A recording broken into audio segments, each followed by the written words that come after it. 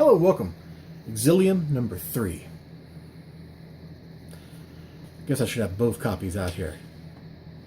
I got the one I've read and the one I haven't read. You can tell I haven't read this one because the pages aren't bowed out any. This one I did read. Great little book. Not a lot happened. We'll talk about all this in a little bit. The story starts off kind of confusing. It's a little odd how it jumps around because we're in 2 time periods at once.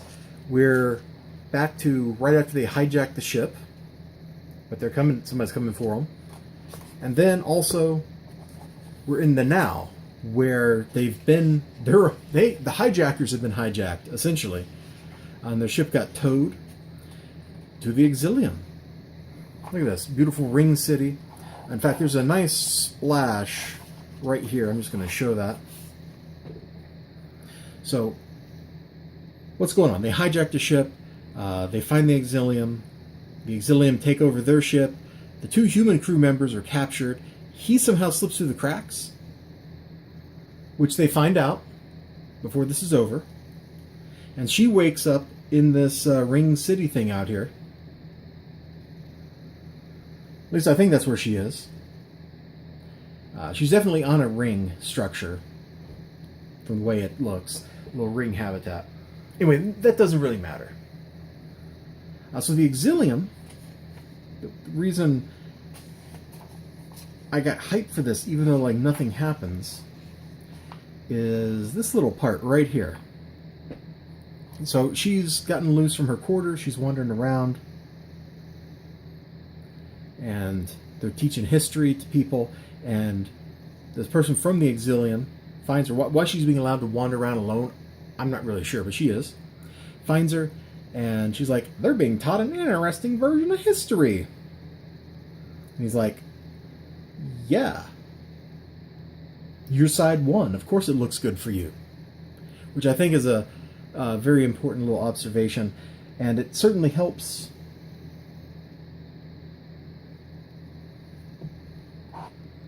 Is that a printing? Hold on, I guess I'm going to open this other one up. Was this page 21? No, I guess it's supposed to look like that. That seems like a weird coloring choice. Does she look like that in the other pages? No? Oh, that's a quirked eyebrow, not a marker slash. Okay. I don't know, it seems a lot more pronounced than it does, like, on this page.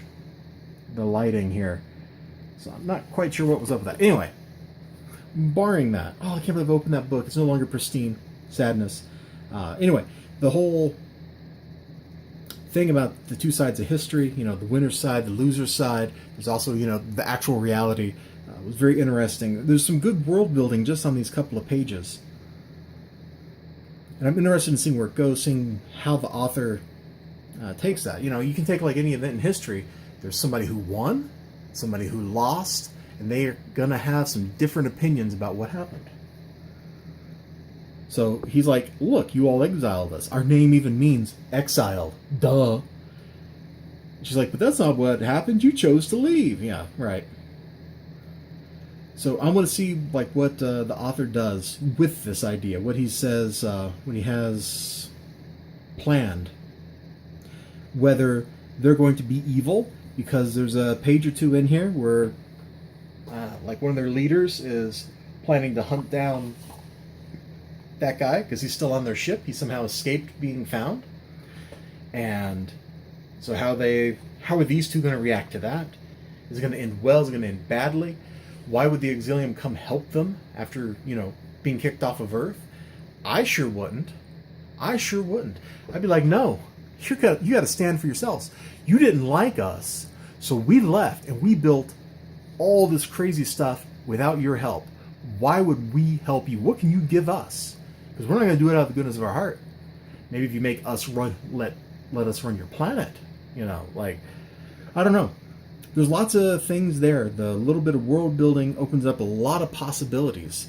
What does the future hold? How are they going to live up to my expectations? My expectations, what I think the author has planned. My expectations for, or actually her expectations. The settings expectations, like what's going to happen.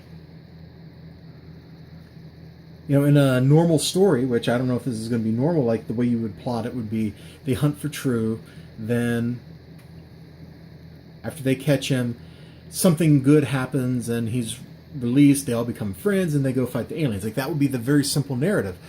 I can't believe that it's going to be quite that simple. I think there's going to be a lot more interesting stuff happening than just that, and I can't wait to see it. Basically, this issue is like slow. I think this was really written to be placed in the middle of the collected edition in the trade as a kind of like downbeat chapter. Like, we started way up here, I thought, then we had like that space battle and I didn't like it so much, and now the mystery is trending us upwards again. So we're going this way, even though nothing was happening. Like, it's kind of the sedate setup for something big. We're on that arc up. So what's going to happen when we get up here? What's going to happen? A big explosion, I hope. Well, probably the manhunt for him. Anyway, I'm going to let you go. You all have a great day. Remember to like, comment, subscribe. I'll see you next time. Check out Exilium. I don't know if 1 and 2 can still be purchased from anybody, but you can always go to the alternate Etsy store if you can't find it anywhere else and be like, yo, you got a copy of this? And Peter Simeti probably has a copy of it. That man seems to produce things out of nowhere.